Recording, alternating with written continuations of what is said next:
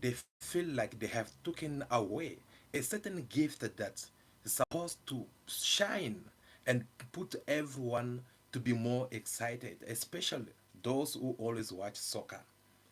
Senzo Meyiwa was only 27 years old.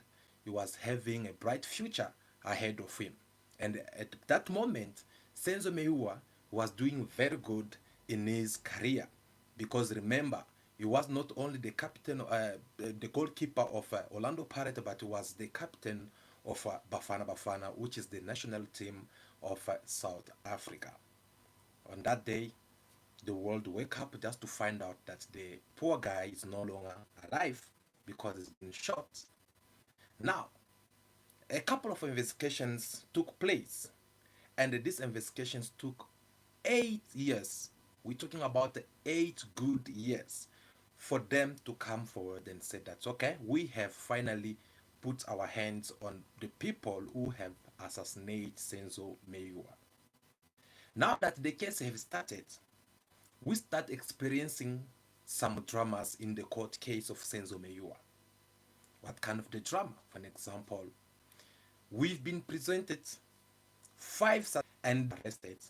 We saw also Senzo Meyiwa's family coming forward to say that no, we don't buy this story of these five suspects. The real killer is still out there, and it is from then Senzo Meyiwa decided, Senzo Meyiwa family I'm referring, decided to go and find out their own um, advocates who have to come and defend or prove the innocence of these five people who are in jail so that the police have to be able to provide the right people who are supposed to be at the court. In this video today, I'm going to talk to you guys. I want us to have a conversation about the whole scenario. I want us to talk like we want to hear from you because we are going to provide you with a certain number where you guys will need to call and give us your thoughts. We would like to get your point of view on how do you think about this scenario in Senzo Meyiwa's case. It is very pity in this Senzo Meyiwa's case because the population and the family they are so desperate to get to know who had killed Senzo Meyiwa. They want to know what really happened during that night in that house. They want to know because a lot of things, a lot of rumors are being said so far about this case. Unfortunately, the only person who could have tell us the real story of what really happened during that night, it is Senzo Meyiwa himself. But unfortunately, it's no longer. They need to really tell us what happened. But since no one have not do that or no one have not really buy the side of the stories because there's too much side of the stories, and I believe you, the person who's watching this video, you have also your point side of the story that you'd like to talk about this according to your own understanding of the whole things. I believe you have something or your opinions count in this video. So stay tuned, watch this video until the end because very soon I'm going to give you guys a number where you be calling us and tell us what before we analytics, and I do provide you guys with a different analysis about informations around the world, celebrity world. It could be TV shows, anything. So for those who always watch our videos, they knows exactly what we usually do in this channel. If this is your first time to click on my video, first of all, I want to acknowledge your presence. Thank you so much for being here.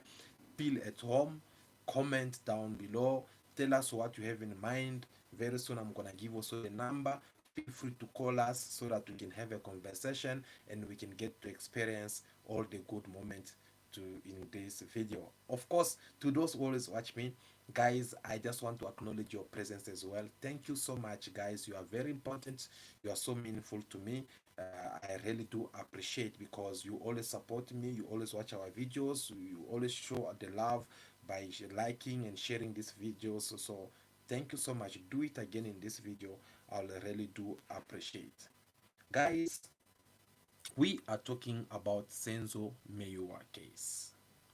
This case, if we don't look nice about it, someone is going to get killed. Because right now, the advocate Teffo Malesela is in his fear. He fear for his life because he feel like he's in very big danger. Yes, Teffo Malesela is in a big danger. And therefore, he said that he's not gonna just give up easy, instead he's gonna fight to make sure that they had to pay him a lot of money for all the humiliation that he suffered during that arrest arresting warrant that they bring to him, and also for all the whole situation that they had put, but interrupting. So it became kind of like a instead of being more focalized, is now kind of like no more focalized because they had to stop him from doing something that is supposed to be doing a long time ago. So therefore, he says that it's not gonna just go up easy like that. Instead, it's gonna make his way out by making everyone for what they have done to him. So what happened is that last week, Senzo Meyiwa case was open. As they opened the case, we saw in the case that everything was going fine, as the poor guy was busy doing his work. We're talking about Teffo Malesela.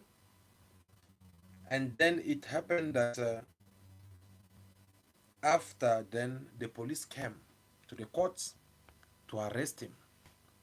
The reason why they are arresting him, we don't know. They just arrive in the courts and try to arrest him. And when he asks where is the letter, they're presenting him the warrant letter, which had remained anonymous for a couple of months because apparently they're supposed to arrest him since January, but yet they did not do so. They only do it. They waited.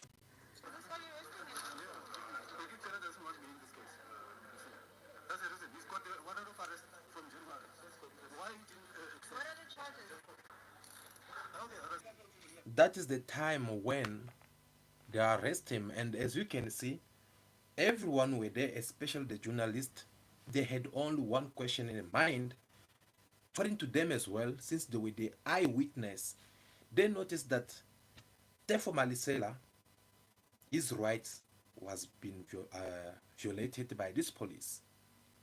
And this raised the question all over the country, especially in the network, where everyone they wanted to know, like, okay, even if you want to arrest him, why do you have to go and arrest him when he's in the court doing his work in his work uniform? Why do you have to wait only when he's in the court? What was the message that these people want to give? Because it does not make sense to see on how you have to go and arrest someone who had nothing to do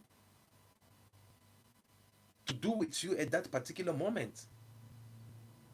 That does not make sense. That does not have meaning.